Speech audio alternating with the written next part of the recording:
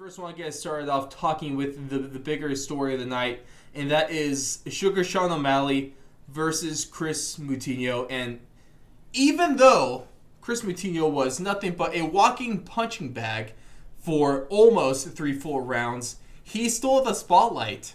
He really did. O'Malley landed 72% of his strikes. He went 230 of 318, all significant. He was even hitting an 82% clip at one point in this fight.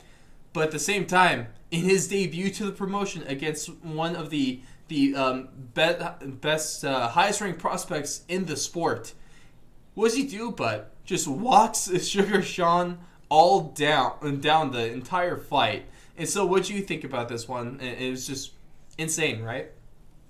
Yeah, I definitely am impressed with how many punches Kris can absorb. He definitely has a lot of heart. You can't take that away from him. The guy is a monster. Um, but I think there's just like so much hate getting thrown on Sean just because he didn't get that, devastating knockout blow. And it may be a little bit of his own fault considering he's always calling for a viral knockout, leaving no questions, left to be asked. Mm-hmm. But I mean, look at the numbers, look at the performance. I mean, he he went out there and just like painted a canvas basically. Like that's really what he did. I mean, Mm-hmm. with Chris's face and his blood. Um, it was an awesome fight. Super high pace the whole time. Like they were just sprinting the whole time. Really really fun fight to watch, especially if you're kind of more in the casual side. Don't like watching wrestling stuff like that. Mm-hmm.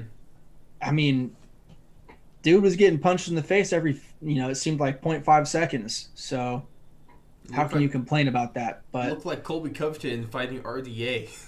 yeah, for real. Um, I don't know. The kid does deserve a lot of credit. I just don't think that it's like the most impressive thing ever. Like Yeah. I want to see. Don't get me wrong. I want to see this kid fight again. He definitely like. I'm a fan for sure. Mm-hmm. I am a fan of his heart. I'm a fan of his desire to stay in there. His will that never bends.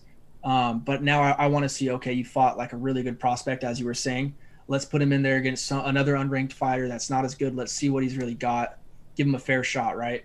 Yeah, Full I training camp to I get like prepared that. for an opponent. I Well, like he took that. this on 11 days.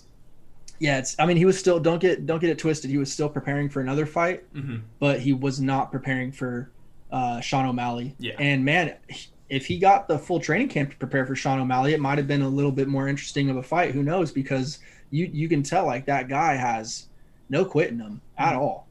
But even in times too, he was landing solid combos on Sean in this fight. He had his moments were few and far between, but he did have moments in this.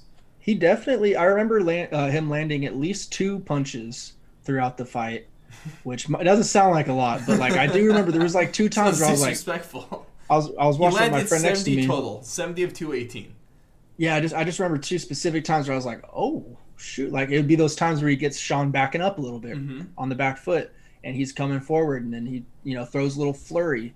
That's where he was having the most success is when he just let those hands go. But I mean, it's so hard when you have a sniper like Sean that's just constantly just dinking on you, man. It's and let's be honest. Let's talk about those dribble moves out there. Like Oh Sean is man, for out the there Phoenix Suns. styling. By the It, way, I'm wearing the merch, of course. of Shout out to course the he boy. is. Of course he is. If he landed one of like that spinning back kick, if he knocked Yeah, Moutinho out after dribbling and hitting the spinning back kick, that would be on every single highlight reel. But I mean it Moutinho still was, has his chin to but granite, I guess. Now, Now, one of yeah, the questions, though, and obviously there's going to be a narrative that might pop up from this because we all know MMA fans. Kind of had a conversation with someone on this on Twitter, but I think one of the bigger questions is: has Sean's stock actually decreased on the back of this performance, and could people start calling him little kind of soft hands from this one for not being able to put Moutinho down even after landing all of these combinations and all of these strikes? absolutely not. I mean, you've seen what he's done to other people like Almeida, Eddie Wineland. Oh, the Eddie Wineland Uh, time. I mean, the list goes on and on. Jose Quinones. Mm-hmm. So I mean, no, that's stupid. If anyone thinks that, I mean, did it help his stock? Not like a ton, because he was going out there and he was saying that he was going to get a viral knockout Yeah. on a Connor card. You know, there's a lot of eyes watching him. He's already got a huge fan base. We know that. You can look at the Instagram numbers. It's right there. He brings a lot of eyes. He didn't deliver on his prediction / promise, whatever you want to label it.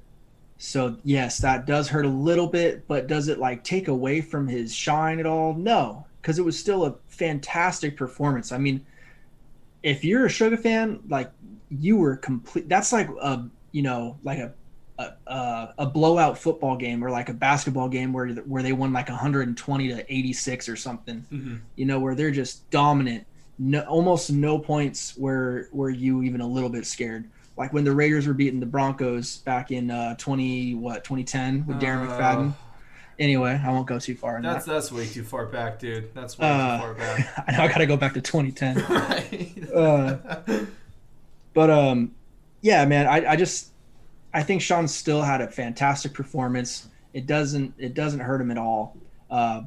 He didn't get the viral knockout, but what can you do? You can't always get the viral knockout. Mm-hmm.